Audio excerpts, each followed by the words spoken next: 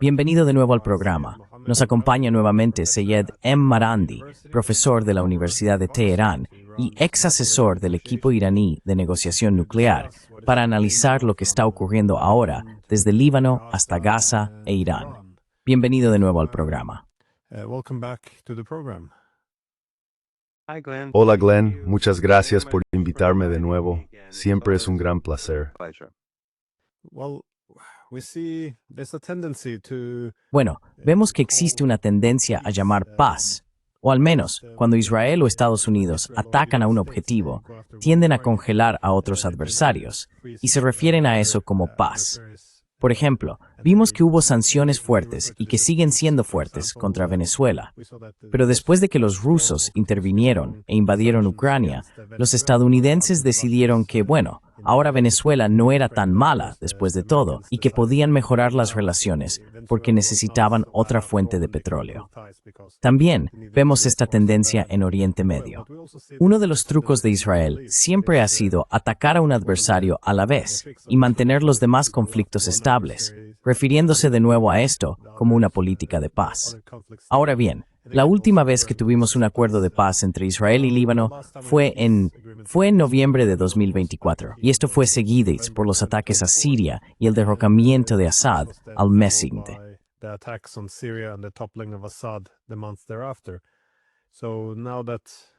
Así que ahora que el acuerdo de paz en Gaza está en vigor, y mientras Trump celebra haber puesto fin a 3.000 años de conflicto en Oriente Medio, estamos viendo cómo surgen nuevos enfrentamientos contra el Líbano.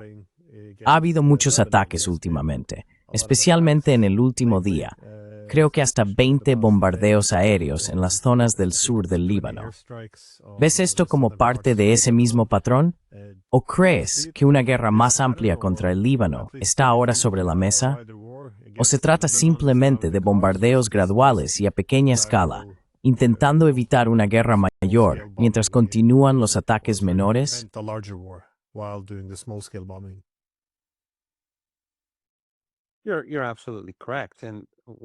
Tienes toda la razón.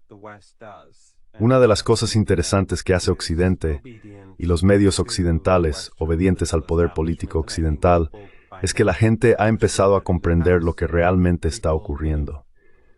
En el pasado, muchos habrían pensado de otra manera, pero en los últimos años, especialmente después del genocidio en Gaza, se ha vuelto cada vez más evidente para las personas de todo el mundo, y en particular en Occidente y en Estados Unidos, el papel que desempeñan los medios de comunicación, los medios tradicionales, influenciados o controlados por los poderosos.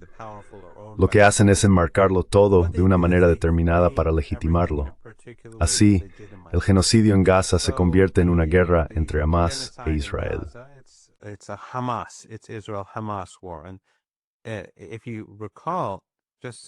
Y si recuerdas, hace apenas un día o dos, Trump dijo que Hamas había perdido algo así como 70,000 personas. Creo que se refería al número oficial de muertos en Gaza. Así que todo el mundo es Hamas. Los bebés son Hamas, las mujeres son Hamas, los escolares son Hamas. Todo es Hamas. Eso legitima el asesinato en masa. Y ya sabes, aparte de eso, probablemente cientos de miles de personas han muerto en Gaza, en parte porque muchas siguen bajo los escombros. No conocemos la cifra real. Mucha gente también muere por cosas como el cáncer, no hay medicinas, o por infecciones, y mueren. Más adelante se sabrá el verdadero número de muertos, porque la trayectoria demográfica de la zona se verá profundamente afectada y sabremos más o menos cuántas personas se perdieron como resultado.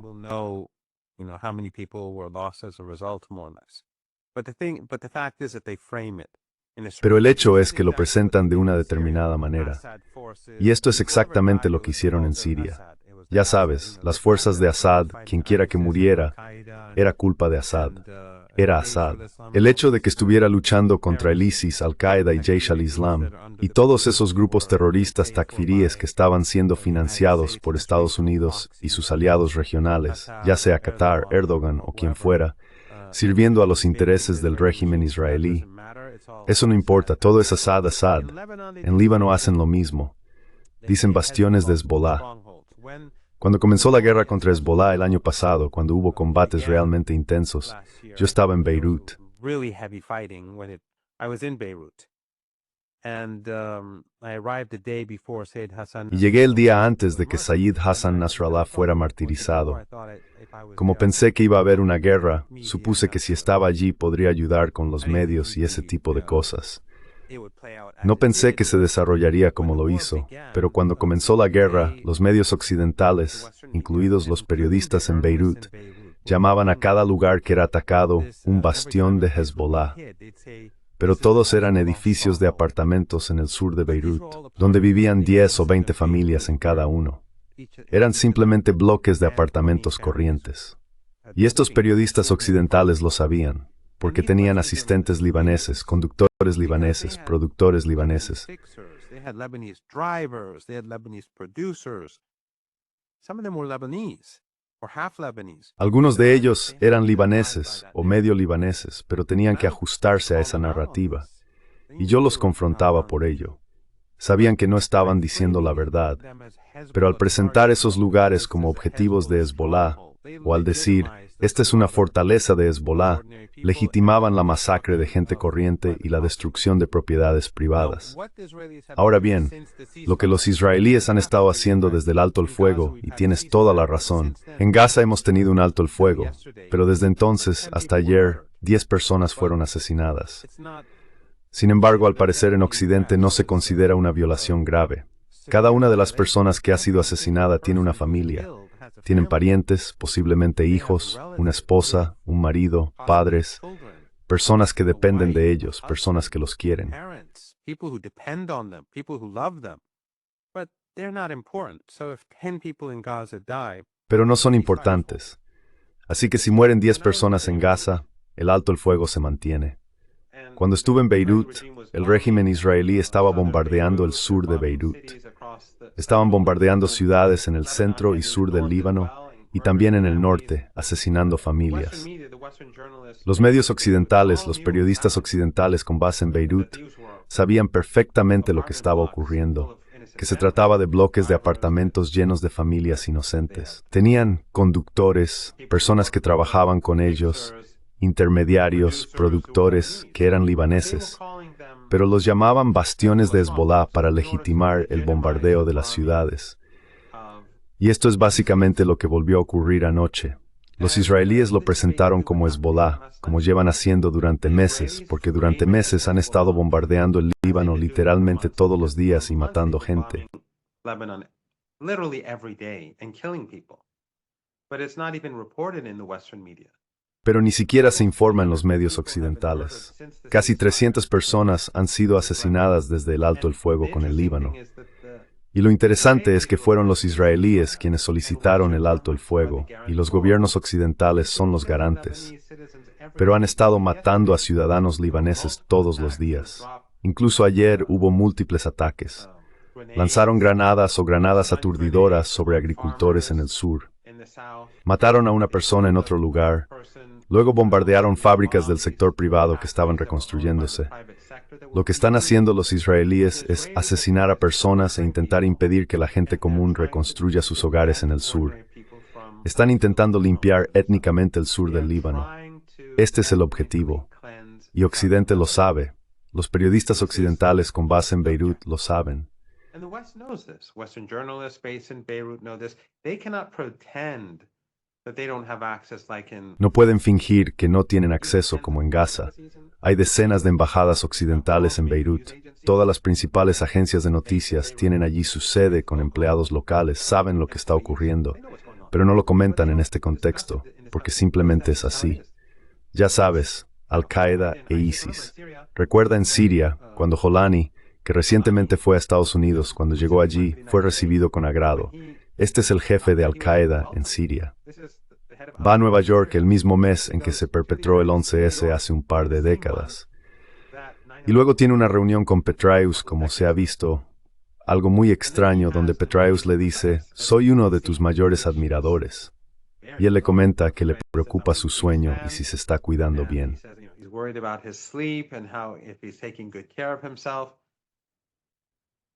This is the upside down world that we're living in today. Este es el mundo al revés en el que vivimos hoy, ya sea en Gaza, Líbano o en cualquier otro lugar. En lo que respecta a Irán, el régimen israelí llevó a cabo una blitzkrieg, un ataque no provocado, y Occidente lo apoyó. Dijeron que Israel tiene derecho a defenderse. Así que, haga lo que haga el régimen israelí, Occidente lo presentará de una manera que lo legitime, incluso si se trata de un holocausto. Ahora mismo, lo que está ocurriendo en Líbano es que anoche bombardearon fábricas e instalaciones utilizadas para reconstruir las casas de la gente. Pero lo llamarán Hezbollah. En Gaza lo llamarán Hamas. Donde quiera que ataquen, intentarán presentarlo de tal forma que la gente corriente e ingenua en Occidente y más allá lo vea a través de ese prisma.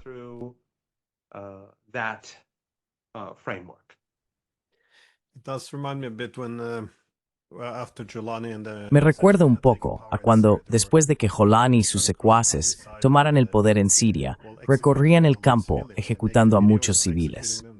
Grabaron videos de las ejecuciones y los subieron a Internet. Y luego, por supuesto, recuerdo una declaración de la UR condenando a los leales a Assad, aunque Assad ya no estaba, básicamente culpando a los civiles que estaban siendo asesinados por un líder del ISIS que todavía tenía una recompensa por su cabeza en ese momento. Es algo realmente extraordinario, pero como has dicho, el encuadre es muy importante. Sin embargo, quiero preguntarte por algunos de los objetivos, porque hace unos días los israelíes bombardearon unas excavadoras en Líbano. Se informó de que casi no quedaba nada más que metal fundido. Y anoche atacaron otro objetivo, una fábrica de cemento. Quiero decir, difícilmente se trata de objetivos militares. Entonces, ¿cómo interpretas esto?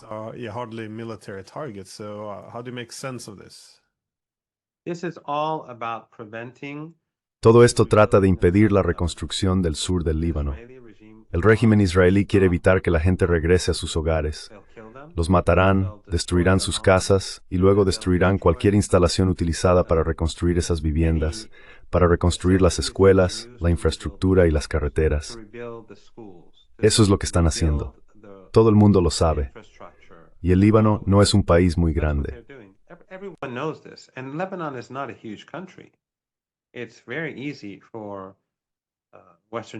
Es muy fácil para los periodistas occidentales entender esto. Al fin y al cabo, se trata de un alto el fuego.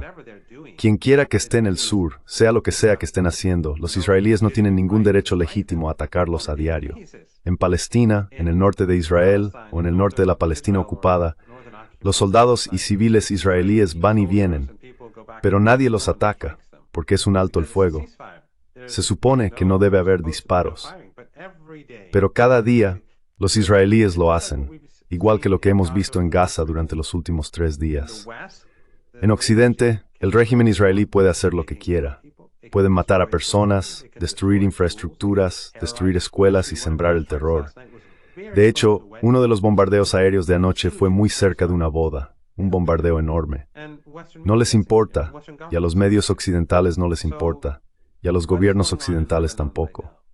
Así que lo que está ocurriendo ahora en el Líbano es que el régimen israelí quiere vaciar el sur del país.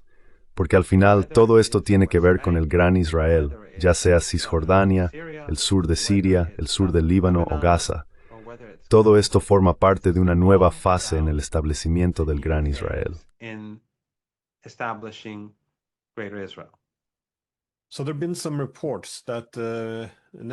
Ha habido algunos informes de que Netanyahu informó a Putin o le envió un mensaje a través de él a los iraníes, diciendo que Israel ya no quiere una guerra con Irán, que ha llegado el momento de la paz.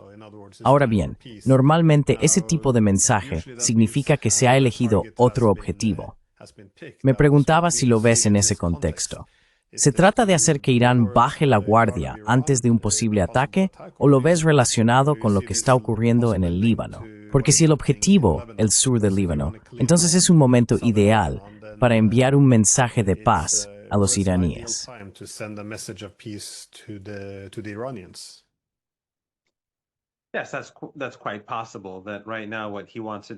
Sí, eso es bastante posible. Que ahora mismo lo que quiere hacer es invadir el Líbano y empezar a masacrar a los libaneses, y que no quiere una guerra con Irán. Por supuesto, creo que los iraníes no van a quedarse de brazos cruzados viendo cómo el régimen israelí masacra a ciudadanos libaneses y se sale con la suya. Pero esa es una posibilidad.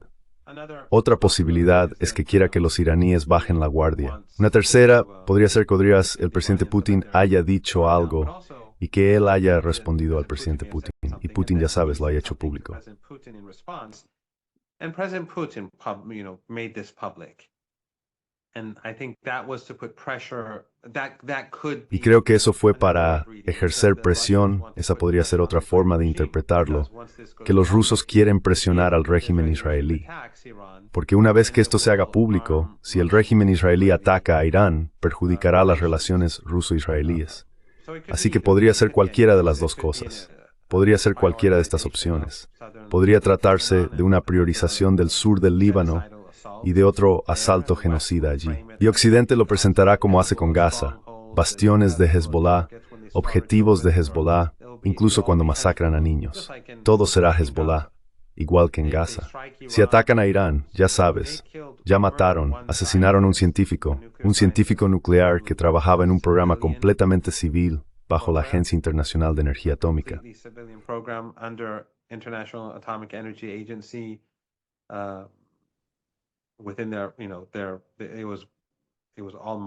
Todo fue supervisado por el Organismo Internacional de Energía Atómica. Asesinaron a 70 personas en un bloque de apartamentos solo para matarlo a él. Así es como funciona el régimen israelí. Pero los medios occidentales lo llaman un golpe de inteligencia. Derribar un bloque de apartamentos, asesinar a 70 personas, entre ellas unos 25 niños. Y así es como lo presentan. Así que, tanto si va a dar prioridad a la masacre de familias en el Líbano, y por eso no quiere la guerra, como si le dijo esto al presidente Putin porque estaba bajo presión suya, o si intenta engañar a los iraníes, o si simplemente lo dijo y el presidente Putin lo hizo público para presionar al régimen israelí.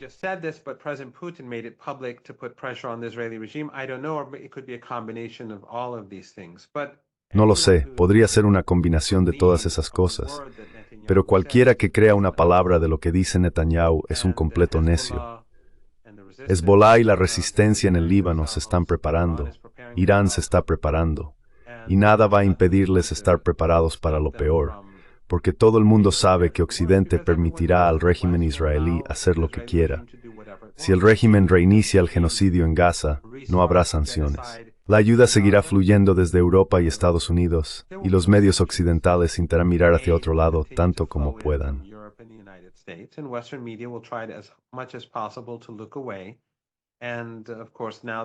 Y por supuesto, ahora que los medios de información están siendo comprados por los sionistas, el espacio público se volverá más silencioso y habrá menos información disponible. Nada cambiará. Así que todo el mundo sabe que tiene que prepararse. Estoy seguro de que Hamas y la Yihad Islámica Palestina se están preparando. Sin duda, Hezbollah también lo está haciendo. Sin duda, Ansarullah y las Fuerzas Armadas yemeníes se están preparando. Y no cabe duda de que Irán y la resistencia en Irak hacen lo mismo, porque saben que el régimen israelí es completamente deshonesto, genocida y cuenta con el pleno respaldo de Occidente, sin importar las atrocidades que cometa.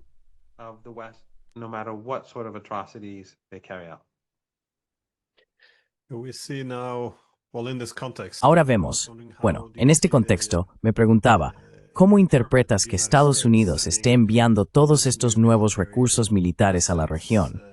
Al principio supuse que esto estaba destinado a una segunda guerra con Irán, lo cual, supongo que sigue siendo una posibilidad. Pero, ¿sabemos algo más al respecto?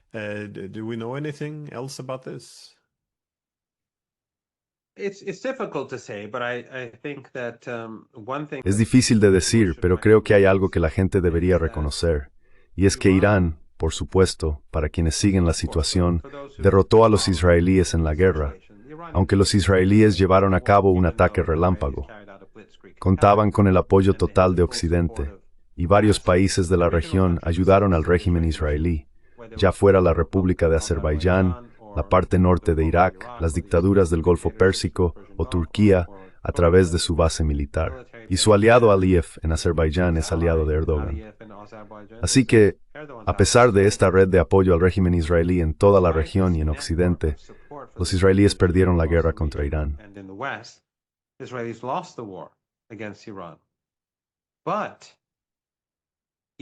Pero el verdadero poder de Irán no reside en su capacidad para luchar contra el régimen israelí.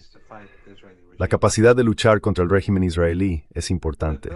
Y si los israelíes atacan de nuevo, Irán responderá con más fuerza. Se están preparando para otra guerra. Pero el enfoque de Irán siempre ha estado en Estados Unidos. Eso, creo, es algo que la gente debería tener en cuenta.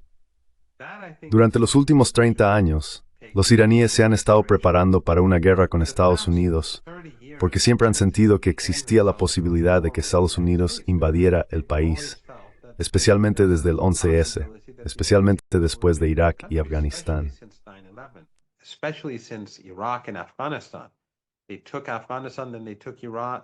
Tomaron Afganistán, luego tomaron Irak, y después hubo planes para invadir Irán.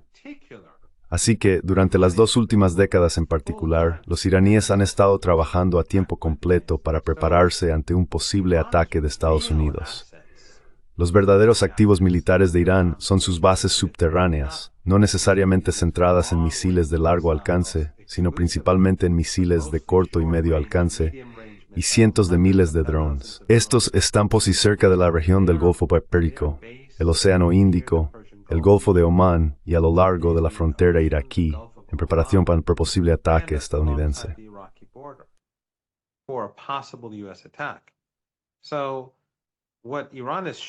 Lo que Irán mostró al mundo en la guerra de 12 días contra el régimen israelí fue notable.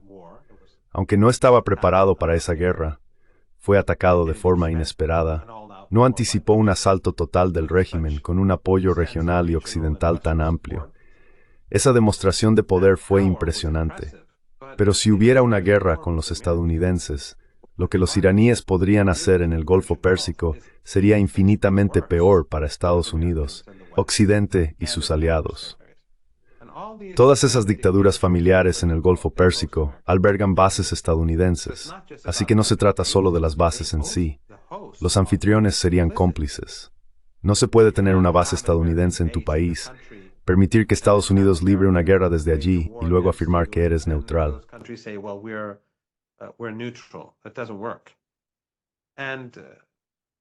Eso no funciona. Vimos cómo Yemen y Ansarullah cerraron el Mar Rojo con capacidades mucho menores. Los iraníes pueden cerrar fácilmente el Golfo Pérsico, el Océano Índico y el Golfo de Omán sin dificultad. Ni siquiera tendrían que cerrar el Estrecho de Hormuz. Sus capacidades son enormes. Pueden destruirlo todo. Así que sería muy imprudente que los estadounidenses se involucraran en una guerra con Irán. No es algo que Irán desee. De hecho, Irán está protegiendo la economía global al mostrar tanta paciencia estratégica. Irán quiere que la economía mundial funcione con normalidad. Pero si los estadounidenses van a la guerra y esas dictaduras familiares de la región del Golfo Pérsico albergan sus bases, todas ellas forman parte de la guerra. Host their bases, they're all a part of the war. If they prevent Iran from exporting their oil, then si impiden que Irán exporte su petróleo, entonces Irán tampoco permitirá que los aliados de Estados Unidos exporten el suyo. Así que cada vez que alguien piensa en lo que Irán puede hacerle al régimen israelí, y es mucho, si los iraníes se lanzan por completo a una guerra con el régimen israelí, pueden destruir sus ciudades fácilmente. Pero lo que Irán ha preparado para Estados Unidos en caso de una agresión estadounidense es mucho mayor. Irán tendría que natural growth. Portladones los misiles pequeños pueden desplazarse con mucho más facilidad. Small missiles are you can move them around much more easily. You can Las Fuerzas Armadas iraníes serían mucho más flexibles y capaces en cualquier guerra con Estados Unidos, porque esos misiles grandes son más difíciles de mover, preparar y lanzar. Pero los misiles más pequeños y los drones, muy fáciles. Cualquiera que mire el mapa puede ver que el Golfo Pérsico no es un lugar grande. Y de nuevo, solo hay que mirar atrás a la guerra de Estados Unidos en Yemen, en el Mar Rojo, y ver cómo terminó. Las capacidades de Irán, que son infinitamente mayores que en Yemen, y que la economía global. Así que con suerte, los estadounidenses serán lo bastante sensatos como para reconocerlo. Hopefully the Americans are sane enough to recognize that. My last question is more, Mi última pregunta trata sobre algo a lo que ya te has referido, en cierta medida, la posibilidad de que el conflicto en Gaza vuelva a estallar. Porque una vez más, se nos dice que celebremos el acuerdo de paz en Gaza, y como mencioné, que Trump supuestamente ha puesto fin al conflicto en Oriente Medio. No puedo evitar tener ciertas reservas respecto a mi optimismo, ya que ninguna de las causas subyacentes del conflicto parece haber sido abordada. De hecho, al día siguiente del acuerdo de paz, Trump hizo una declaración diciendo que si Hamas no se desarma, él los desarmará rápida y violentamente. He will disarm them quickly and violently. I mean, this is not usually the language you have. Quiero decir, este no suele ser el lenguaje que se escucha al día siguiente de un acuerdo de paz, pero parece que se refleja en cierta medida en la falta de una vía clara sobre hacia dónde vamos a partir de ahora. Porque si esto es simplemente paz mediante la subordinación, una parte afirmando su dominio, o paz mediante la fuerza, como decimos en los países de la OTAN, en lugar de resolver las causas subyacentes y encontrar una forma de convivencia pacífica, no parece que este conflicto vaya a desaparecer pronto. Pero de nuevo, es muy incierto, supongo, qué se espera exactamente de cada parte de aquí en adelante. ¿Qué tan estable ves este acuerdo de paz? ¿Y qué deberíamos esperar en términos de compromisos mutuos? I agree completely. This is not a peace deal. Estoy completamente de acuerdo. Esto no es un acuerdo de paz. Fue un intento de Estados Unidos de forzar a los palestinos a rendirse. Pero también muestra lo débil que es el régimen israelí. Porque si el régimen israelí pudiera terminar el trabajo, como dicen, entonces los estadounidenses no habrían presentado este supuesto acuerdo de paz. Y eso demuestra que el mundo está cambiando. Estados Unidos y las élites europeas reconocen que la gente de todo el mundo los desprecia a ellos y a sus políticas, incluido en Occidente, y que la gente se ha vuelto en contra de este régimen de apartheid, de este régimen genocida, a pesar de los intentos de los medios occidentales de distraer la atención de la realidad y presentar la narrativa como si se tratara de una guerra contra Hamas en lugar de un genocidio, igual que en Líbano, Siria o en otros lugares.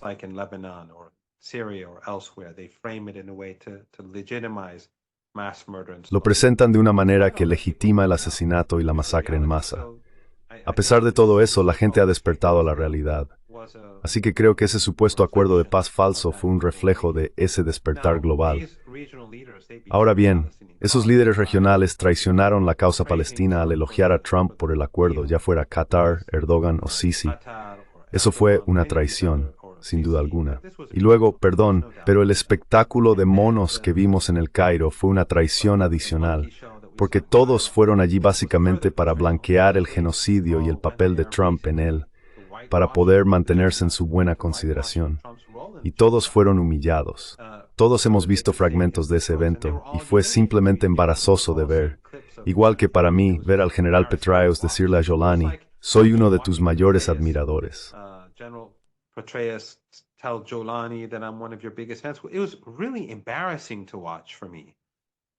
Fue realmente embarazoso de ver, para mí. Algunos de esos fragmentos eran simplemente dolorosos. Incluso el primer ministro británico, por no hablar de los aliados tradicionales, fue humillado ante una audiencia global. Pero todo eso fue por Trump. No tenía nada que ver con los palestinos. Creo que la verdad quedó clara cuando habló ante el Knesset. No tenía ningún respeto por el pueblo palestino, y Estados Unidos es primero Israel, primero los sionistas. Mira el papel de Adelson. Por personas como él, pueden entrar en la Casa Blanca cuando quieran. Obtienen los altos del Golán sirios, por dinero, por sionismo. Creo que todos sabemos cuál es la situación. Cualquiera que haya visto los acontecimientos en Palestina, en el Knesset o en Egipto, si tiene los ojos abiertos, sabe la realidad de lo que está ocurriendo. someone has open eyes, they know the reality of what's going on. And that's exactly why Iran refused to participate, because this was Precisamente por eso, Irán se negó a participar, porque esto fue un intento de blanquear el genocidio, de blanquear el papel de Estados Unidos en él, y de humillar a todos aquellos países que, por la razón que sea, quieren mantenerse en los buenos libros de Trump. Pero esto no ha terminado, y el plan de Trump no se va a implementar, porque los palestinos no se desarmarán. Saben que si se desarman, lo que ocurrirá será lo mismo que pasó anoche en el sur del Líbano, lo mismo que hemos visto en los últimos 3 o 4 días en Gaza, donde los palestinos estaban siendo asesinados y Occidente no dice nada al respecto.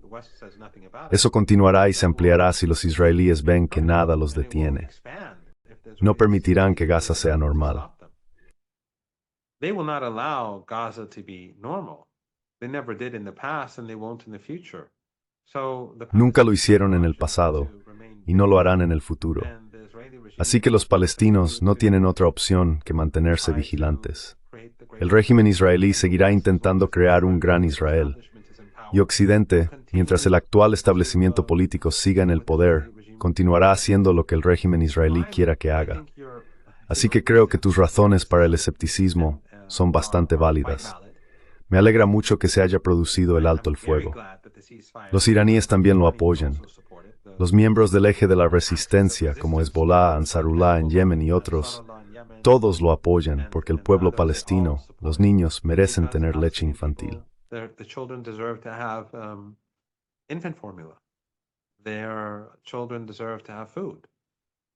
Sus hijos merecen tener comida. Sus mujeres merecen poder dormir por la noche sin oír una bomba caer sobre su tienda.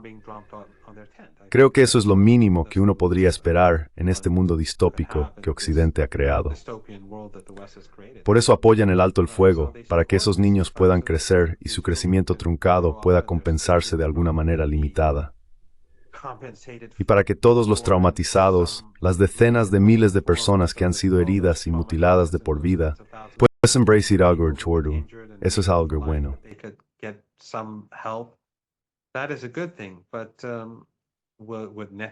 Pero con Netanyahu y personas como Netanyahu, sus aliados y los partidarios del régimen israelí, ¿van a poner fin al genocidio, la invasión y la agresión? No, eso no va a suceder. Y por eso, bueno, ya sabes, el mundo ha cambiado. Está el auge de los BRICS, el auge de la Organización de Cooperación de Shanghái, el declive de las economías occidentales, de las que los israelíes dependen completamente. Israel es un régimen débil y diminuto. Depende por completo de la ayuda extranjera. Todo gira en torno al apoyo occidental. Occidente está en declive. La guerra en Ucrania, el neoliberalismo, todos estos problemas, las divisiones dentro de las sociedades occidentales, dentro de Estados Unidos.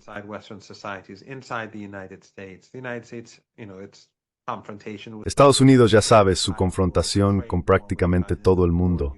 La guerra comercial con China, la guerra en Ucrania, Irán, pero también Brasil e India.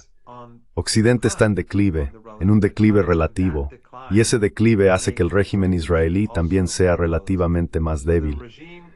Así que el régimen es despreciado en todo el mundo e incluso en Occidente, a los ojos de la gente común, de las personas en las calles de los países occidentales. Sus partidarios se están volviendo cada vez más impopulares, sus partidarios se están debilitando.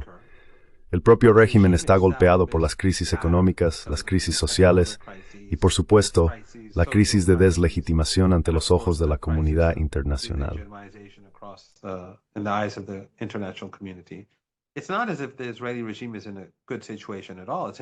No es que el régimen israelí esté en una buena situación, en absoluto. Está en una situación muy mala y empeora cada vez más. Mientras tanto, la mayoría global, que no es Occidente, sino el sur global, la mayoría global se está consolidando, se está acercando más. Gradualmente estos países se están integrando cada vez más. La Organización de Cooperación de Shanghái y otros incluyen a Irán. Irán es un miembro clave. Así que no veo que esto, a largo plazo, sea ventajosamente israelíes israelísmo.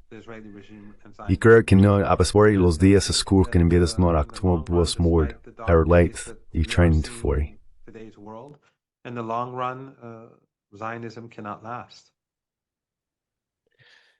As someone who, resides here in the West, Como alguien que vive aquí en Occidente, siempre he estado convencido de que a medida que la distribución global del poder se desplaza hacia la multipolaridad, tenemos la oportunidad de forjar un papel estable, próspero y seguro en el mundo, como una de las muchas potencias, y pienso especialmente en Europa.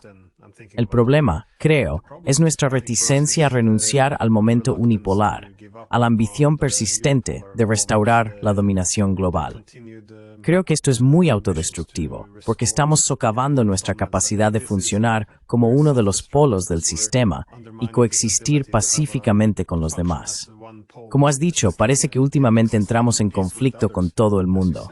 Es decir, cuando miras alrededor del planeta, desde China, Rusia, Irán, ahora India, cada rincón del mundo parece percibirse como problemático.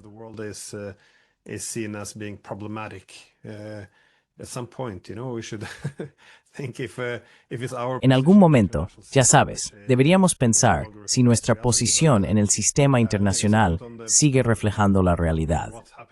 Pero sí, solo un comentario sobre lo que ocurrió en Egipto, porque también me pareció un poco absurdo. Quiero decir, me alegró mucho ver el alto el fuego en Gaza y cierta mejora en la situación humanitaria, el fin de los bombardeos. Pero también es un poco como los sentimientos encontrados que tuve con Siria. Me alegró ver que se levantaran las sanciones a los sirios, a los civiles sirios en particular. Pero también sabes cuál es el propósito, que no es precisamente altruista. Lo que me resultó un poco desagradable allí, en Egipto, fue la forma en que todos los líderes acudieron a celebrar la grandeza de Trump. Y vemos lo mismo en Ucrania.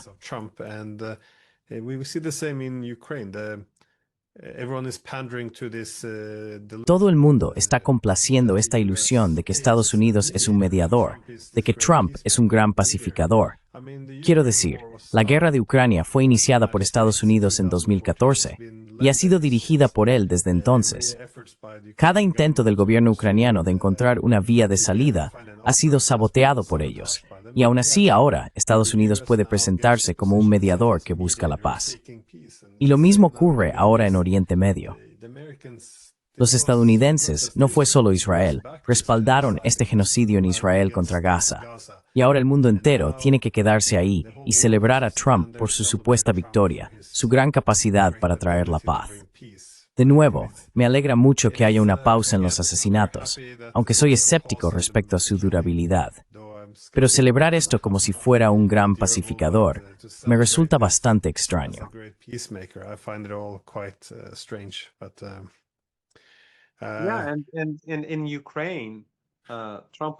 En Ucrania, Trump fue presidente, hasta donde recuerdo, durante 4 años mientras esta crisis se desarrollaba. No es como si Trump no hubiera sido una parte clave de ello. Se jactó de haber proporcionado a Ucrania capacidades ofensivas y militares contra los rusos, así que definitivamente no es un pacificador. Y a pesar de afirmar que pondría fin a la guerra en un solo día, cientos de miles de personas han muerto durante su segunda presidencia hasta ahora como resultado de esta guerra. Y tienes razón, lo que vimos en el Cairo fue una traición al pueblo palestino, una celebración de alguien que en la Knesset básicamente se jactaba de ayudar a Netanyahu a masacrar palestinos. The Knesset was basically bragging about helping Netanyahu slaughter Palestinians.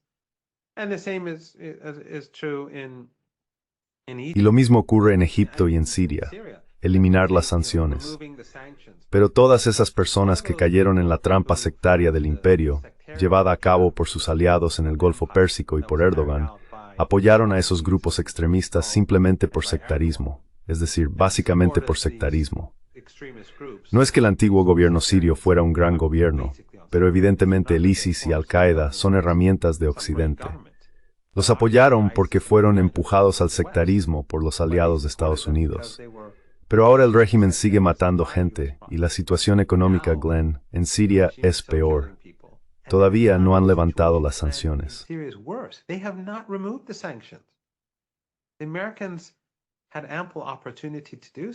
Los estadounidenses tuvieron amplias oportunidades para hacerlo.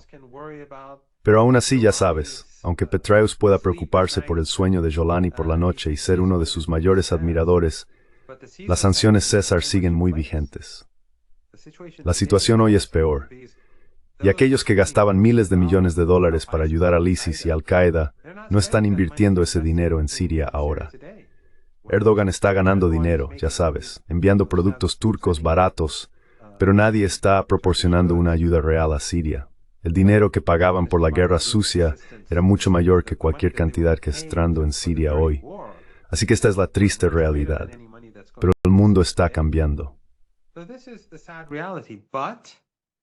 The world is changing, and the West is, as you rightly pointed out, it is not changing. Y Occidente, como bien señalaste, no está cambiando con el mundo. Si Occidente fuera inteligente, reconocería que el régimen israelí, su propia existencia es perjudicial para sus intereses.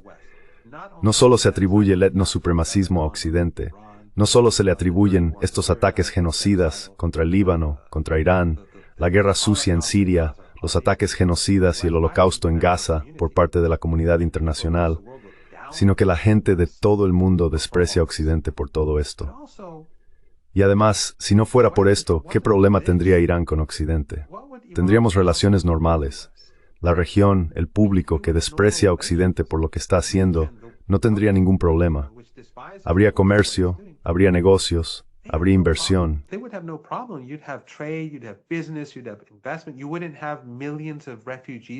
No habría millones de refugiados en Occidente, esos derechistas en Occidente que odian a los musulmanes o a las personas de piel oscura.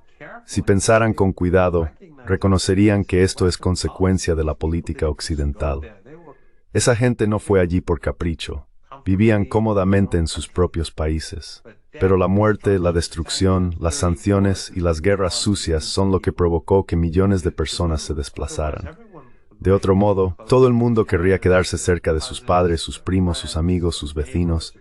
Nadie quiere mudarse al otro lado del mundo y separarse de todos sus seres queridos.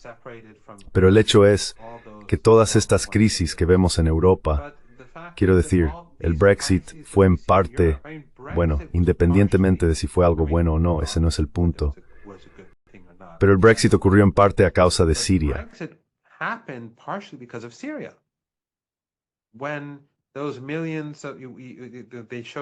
Cuando esos millones, cuando mostraron esas imágenes de sirios trasladándose a Europa, algunas personas en Europa y en el Reino Unido votaron a favor del Brexit para que esas personas no entraran en el país. Si los europeos hubieran seguido un rumbo diferente, en lugar de apoyar el genocidio y el etnosupremacismo, esta región, Asia Occidental y el norte de África, sería su socio natural en los negocios y el comercio, y no tendríamos la situación distópica que tenemos hoy. Y por supuesto, lo mismo ocurre con América Latina y Estados Unidos. Lo mismo ocurre con Asia y África y con Occidente. Este es el problema que tienen. Se ven a sí mismos como excepcionales, con privilegios especiales. Consideran al resto del mundo y cada vez más a su propia gente como inútiles, como inferiores. Y eso será su perdición.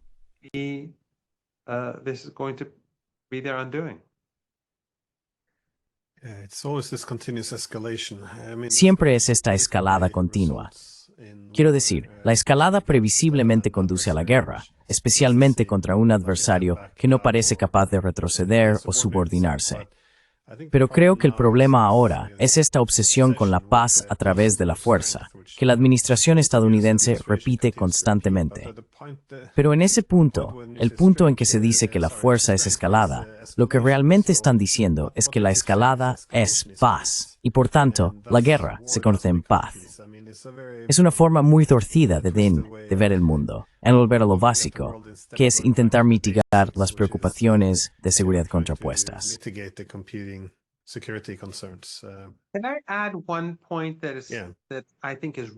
Puedo añadir un punto que creo que es realmente importante. Hay un patrón en Occidente. Es decir, si retrocedes y miras la historia de Estados Unidos, hicieron esto con los indios o los nativos, firmaban acuerdos y luego los socavaban, tomaban más territorio, masacraban a la gente y avanzaban hacia el oeste. Ese era un patrón. Así es como actúan hoy. Hacen un acuerdo con los rusos, los acuerdos de Minsk, y luego los socavan. Hacen un trato con Irán, el acuerdo nuclear, por ejemplo, y luego los socavan. O el acuerdo entre Irán y el OIEA en el Cairo, también los socavan.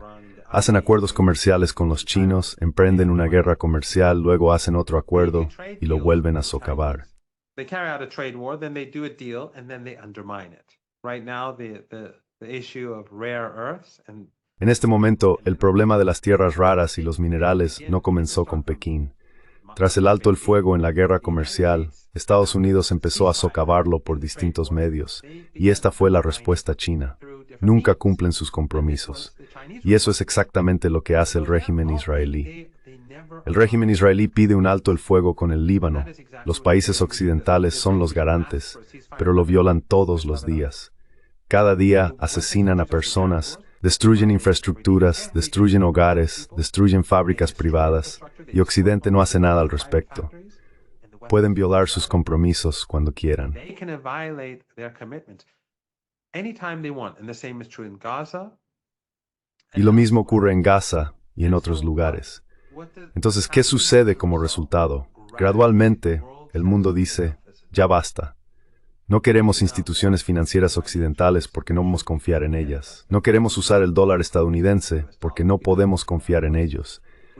No los queremos en nuestros clubes, ya sea la Organización de Cooperación de Shanghái, los BRICS o lo que sea, porque van a causar problemas. Queremos tener vías alternativas para el comercio, como la iniciativa de la Franja o Ruta o Corredor Norte-Sur entre Irán y Rusia y otros países, porque no queremos que Occidente dentro.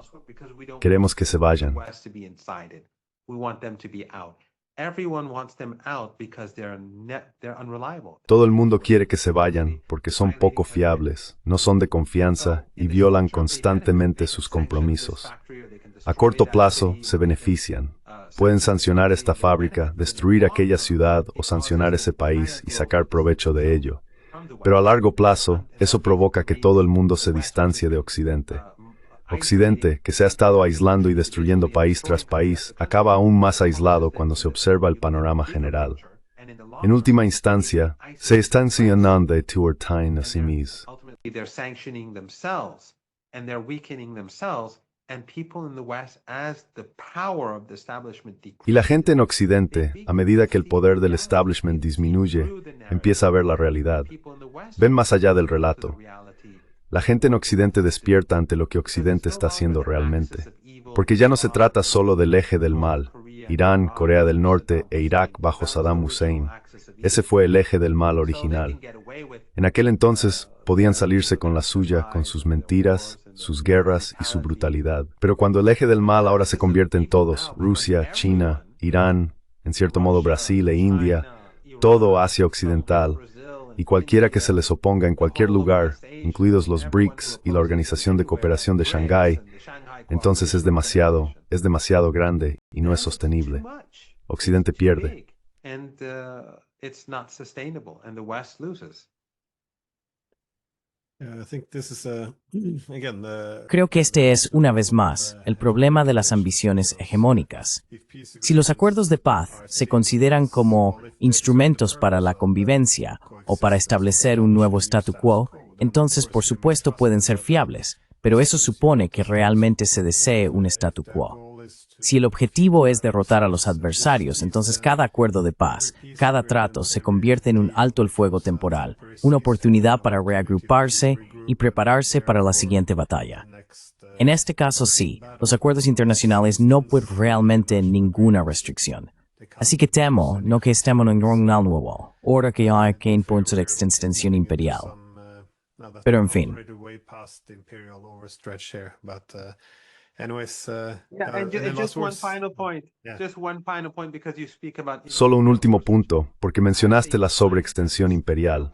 A medida que este poder imperial, este imperio, declina, se vuelve más burdo, y eso le perjudica aún más que antes.